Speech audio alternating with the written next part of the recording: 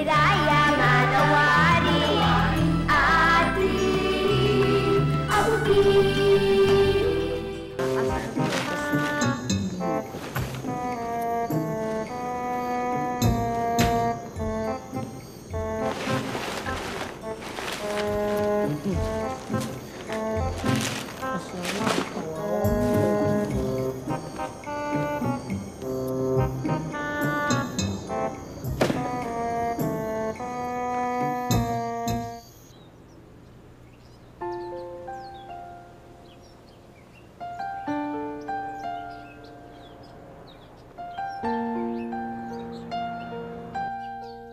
Ang isda ko.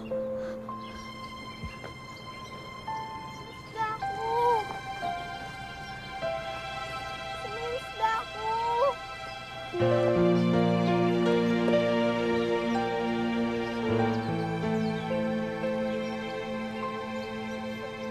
Isda ko.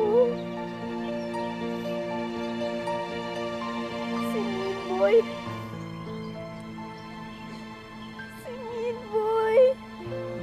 Na. Wow! Magandang araw, Mang Lito, Aling Lisa. Ay, magandang araw din po, araw, Kap. Kapitan. Ay, Mukhang masarap yung kinakain nyo. Oo nga, po kayo, bago Ano ihaw. po bang may paglilingkod namin sa inyo? Nagpunta po ako rito tungkol kay Minboy. Si Mingboy? Oh, Bakit ho? tungkol po sa away na nangyari sa Mayburol nung isang araw. Pinuno daw ni Minboy ng basura yung lawa-lawaan. Kaya nangamatay yung mga alagang isda ni Muki. Isda?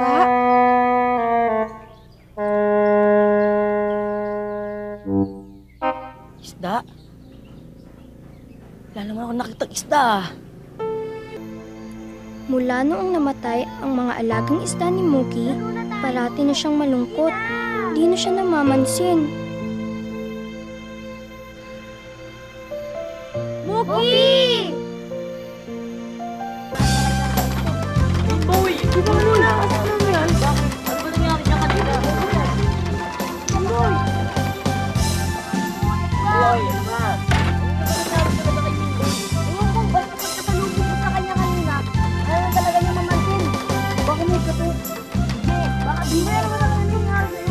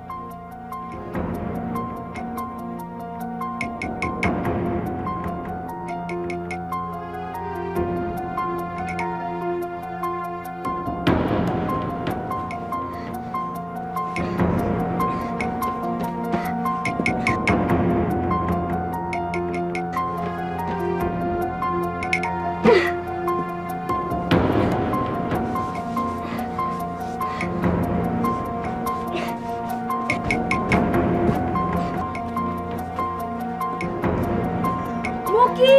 Wag! Ano ba? Tama na yan! Tama na.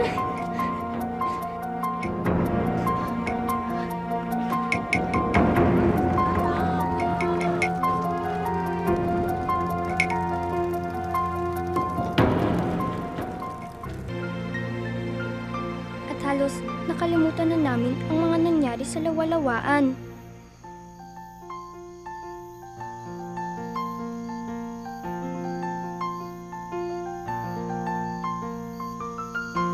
Pero sina Muki at Minboy, Sige na, sumama ka na.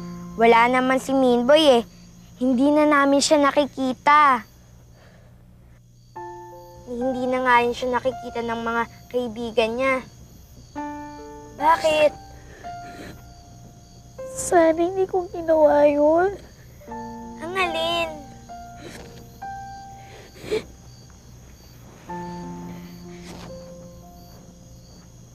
Yung sa painting ni Minboy. Hindi naman ako naging masaya pagkatapos kong ginawa yun eh. Oo nga. Inayos pa naman ni Minboy yung lawa-lawaan. Ha? Pinaganda pa nga niya lalo. Dapat makita mo. Muki.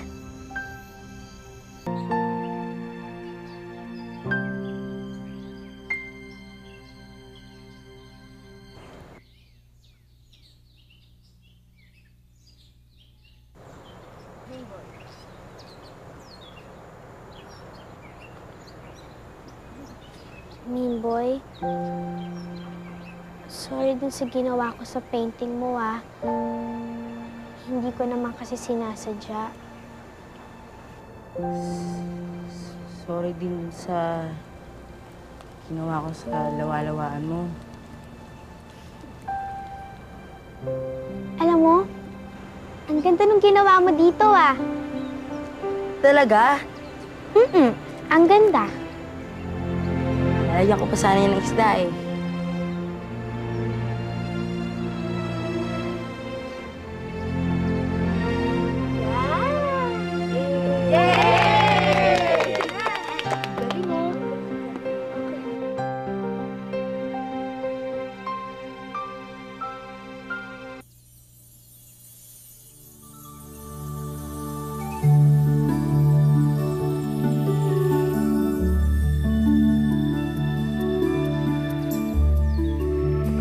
Ang kulit naman oh!